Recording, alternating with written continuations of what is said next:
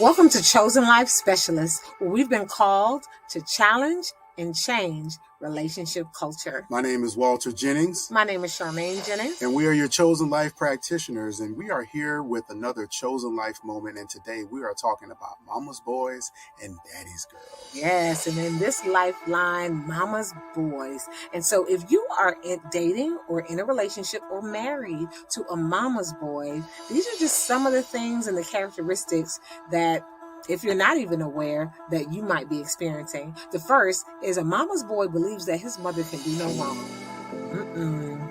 All right. Number 2, a mama's boy must consult with his mother before making every major decision, and sometimes minor decisions as well.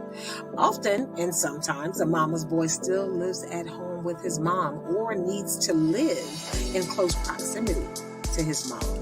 Also, number 4, a mama's boy always sides with her. And lastly, a mama's boy is often reluctant to stand up to his mom, even though sometimes she's wrong, or even though, just hard to really make those corrections. And so some of the things that we really encourage is, first of all, if this is you, you're in a situation, you're either in a relationship with a mama's boy or you are a mama's boy yourself, you want to make sure that blind spots. First of all, are you in denial? Do you even know that you're in a relationship? Do you even know that you're a mama's boy? And so if you are the person dating a mama's boy and they're unaware, you have to be very intentional and gentle about it. Really help to ask questions instead of telling and judging. And you want to make sure that you're just asking questions and guiding that person to the discovery that that is actually what they are and how they're acting. And then number 2, who's number 1? Really giving that person the opportunity to ask themselves. A lot of times we'll hear, especially spiritual people, well, it's God and then it's my mom. This person has been number 1 in their lives their whole life, right? Or at least number 2, their biggest cheerleader. And so now you're in a relationship, and especially once you get married, is it God and then my mom and then my bride? No. It's God, your creator, and then it's your bride. And that is actually decent and in order. And a mom would encourage that and would know that if she, in fact, is a spiritual person as well. And then number 3, the voice. All right, unsolicited advice. You have to safeguard your relationship. And so if you're dating someone who's a mama's boy, you definitely have to set those healthy boundaries and letting them know that there is not a third voice who gets a vote in our relationship.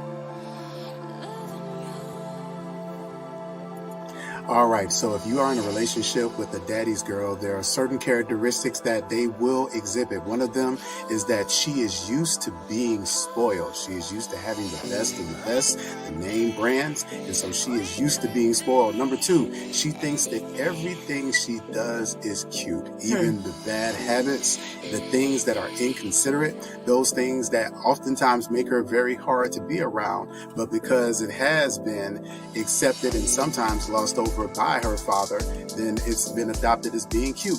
Number 3, independent to the point of being competitive and dismissive.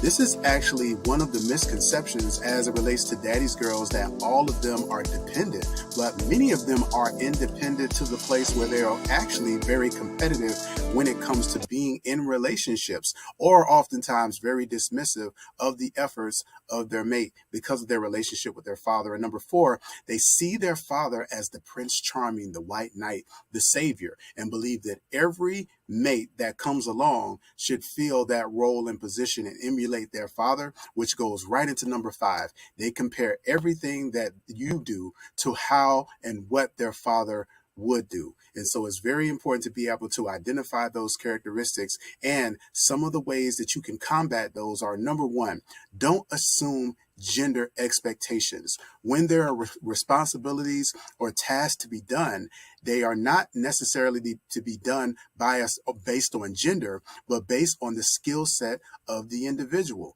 Just because you are a male doesn't necessarily mean that you're the one that is adept to technology. Just because you are a female doesn't mean that you are the one that needs to be cooking all the meals. So making sure that you're making decisions as it relates to tasks and responsibilities based on skill set, not necessarily on gender. Number 2, count the hidden father fees.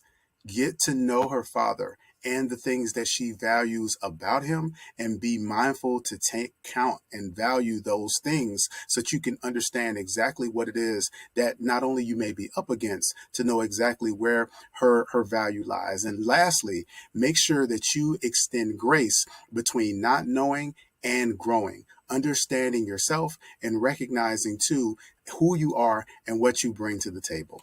All right. And so, again, if you are dating or married to a mama's boy or a daddy's girl, it really requires patience and it really requires commitment to doing the work. And so, we are your chosen life practitioners. My name is Charmaine Jennings. My name is Walter Jennings. Be sure to like, share, subscribe, and visit us on chosenlifespecialist.com. Book a session. We love to speak with you and to talk with you to help you to choose the chosen life. So, this is your chosen lifeline for relationships, where we have been called to challenge and change Relationship culture.